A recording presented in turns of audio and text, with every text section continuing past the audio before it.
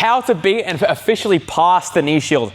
Oh my God, this is something that I think is really poorly taught, unless you obviously learn from the highest level guys, John Danaher, Gordon Ryan. When you go to your normal local gym, this is so poorly taught because people just teach it, or they don't even teach you how to freaking beat the knee shield, or if they do, they'll teach it in a sequence of moves. What you need to understand is conceptually what's going on with the knee shield and why it's stopping you. Because when I was younger, it was freaking impossible to pass a knee shield. Someone put it there, I basically had no freaking plan.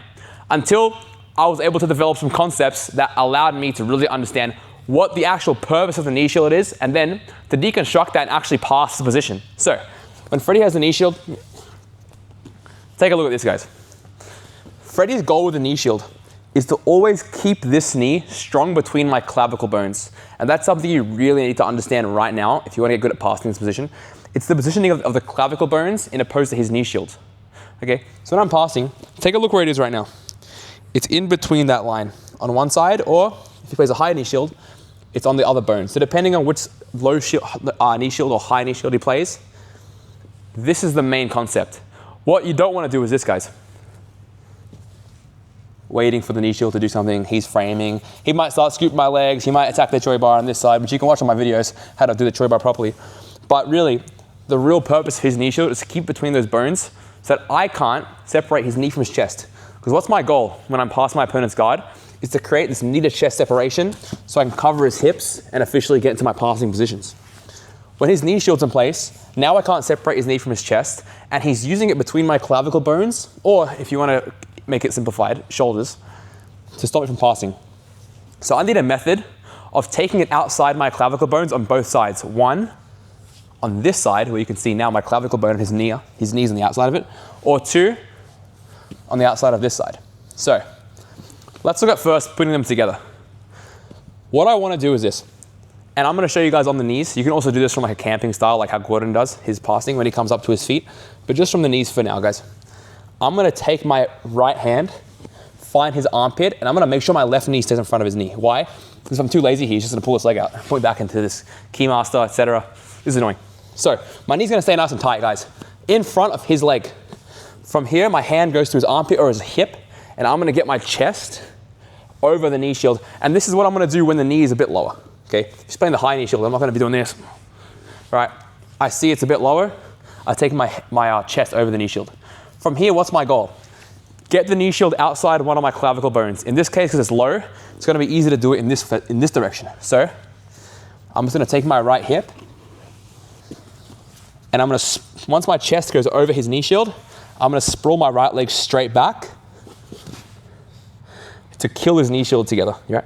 From here, when Freddie tries to bring his knees to the ceiling, I take this knee, I keep it in place, and I take two hands, and I make scissors like this, or blades, where I cup his hips. Now when Freddie tries to bring back into his guard, it's extremely difficult. And I get to my body lock. Off the body lock, guys, my favorite thing to do here, pull my right knee to my chest, and step over. Now that I've stepped over both of his legs, it's very easy for me to turn my knee down and towards his hip, and step over both legs. Now I have this Khabib style position where I'm hugging the legs. I can triangle the legs if I want to, and hold them in place. Or I can just take a crossface, pass through, and get straight to mount. So guys, what's the real concept here? The concept is, when your opponent plays the knee shield, he wants two things. One, keep his knee to his chest, and two, to keep his knee inside the line of my two clavicle bones, which is like where the seam of your shirt is, here. So if my partner has the knee shield, boom, and I'm trying to pass, well now he wants to keep it either in this low knee shield position inside the clavicle bones, or a high knee shield inside the clavicle bones. You'll never see your partner play a high knee shield and put it out here, right? Of course it won't. My freaking clavicle bone is here and his knee's out there. He wants to keep it between the two. So when it's low, I make the assessment, oh, he's got a low knee shield. I take my chest over the top and I put my knee over his knee. That way he can't pull up the keymaster. Yeah. Take my knee over the top, scissor hands, sprawl. See, when I sprawl, I take this left leg up nice and wide. I don't just fall like this. If I go like this, my hips are heavy, he just puts me back in his guard. Instead, I sprawl, and I'm strong. When Freddie gets me back in his guard now, my legs are strong in place. I take my scissor hands, and I find his hips. When he tries to put me back into his guard, I wrestle to the body lock, step over both legs. I put my weight on my right knee, and I get my knee higher than his shin. If Freddie locks up the half guard here, this is also totally fine. This is really one of the main goals of beating the knee shield, is getting to this position. I'll keep the body lock, or I'll fight for the near side underhook or a crossface. I can start building up. and pass it through the gap, okay? Now the obvious question is, in the opposite direction, if Freddie decides to play a high knee shield. When the knee shield's high, obviously now I can't take my chest over it and sprawl off it. If I try and sprawl on it, it just feeds into what he wants, which is pushing his knee to his chest and keeping the knee between my clavicle bones. Instead, my goal now is going to be to face his knees towards the ceiling. What's the easiest way to face his knees towards the ceiling? By lifting this bottom leg and facing him upwards. And I'm going to do this with my body. So we're here, I'm going to take my hand in his hip, and this hand, I'll take his wrist and I'll pin it to the ground like so.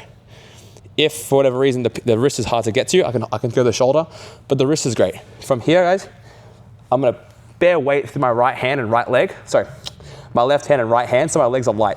From here, if I try and bring Freddie's knee to the ceiling with my legs, they're heavy. So look what I do, guys. This is how I take weight off my legs. It's really important. I take my head over Freddie's head. Now look at my legs. They're light, they're bouncy. I use my knees to face Freddie's knees towards the ceiling, and I beat the knee shield. And look, guys, see how his knee is wide outside of my clavicle bone? All that's left once it goes wide is to take his knee from his chest. And I do that by dominating the space between his knee and his elbow with my own underhook. Once we're here, I build up, get to my cross face. I take my left knee. And guys, sometimes I get this question of how do I pummel this leg inside? Of course, right now I can't. I take my left knee and I put it in his hip pocket. So I come up and I put it here and I swivel. So up, knee, swivel. And it's the easiest pass in the world. So again, and you'll see, guys, the most important thing is, one, to get his knee outside the chest, face his knees to the ceiling, is to take weight off my knees. If I just put weight through my legs and I try this for a retaining guard, okay, I can't do it. Whereas when I put weight through his shoulders, either by posting this, putting my hand here and putting my head over his head, now retain, I can whip his legs away. Right, and you guys can be either slow with it, where I'm here and I just walk his knees slowly, or my favorite way, honestly, is to go quick.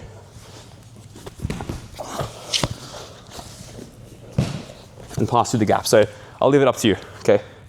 Obviously, guys, sometimes it's difficult. You have a guy who's super hard to deal with. And I'm gonna show you something that I've been doing recently. I find this works really well. Didn't make it up, obviously. Stole it from matches. Is how to knee cut through the guard effectively, even without an underhook. When Freddie has the knee shield, and I decide to go to a split squat position, and I want a knee cut, what's the most important thing with this leg? It's internal knee rotation, okay? I can't knee cut into his knee. I need to knee cut in the direction of his knee itself.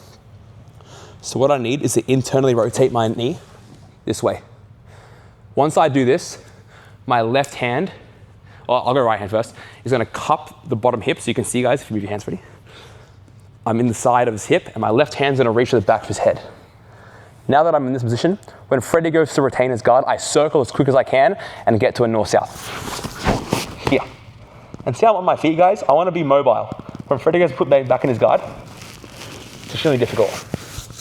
And I can break him down.